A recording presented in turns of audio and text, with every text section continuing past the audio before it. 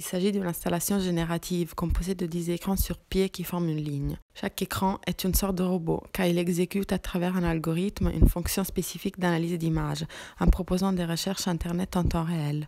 L'installation a comme objectif celui de mettre en relation et de faire dialoguer deux archives. Le premier étant un archive privée de milliers de diapositives que je collectionne depuis des années. L'autre archive est l'immense archive d'Internet. Le but de l'installation est de donner vie à ces images intimes perdues, à cette mémoire privée, à travers un parcours d'analyse d'images qui, à travers les différents écrans, crée une sorte de cadavre exquis. Le premier écran robot est celui qui contient tout l'archive de diapositives et celui qui choisit une à la fois l'image que les autres écrans vont analyser en temps réel.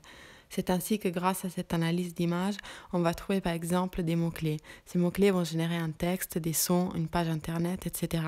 jusqu'à ce qu'on s'éloigne de plus en plus de l'image diapositive de départ. Le dernier écran, le plus grand, ferme le cycle en proposant un montage très court composé de certains éléments issus de l'analyse. La question de The After Image est: de quelle mémoire on s'éloigne et à quelle mémoire on arrive? Quelle est l'image qui reste?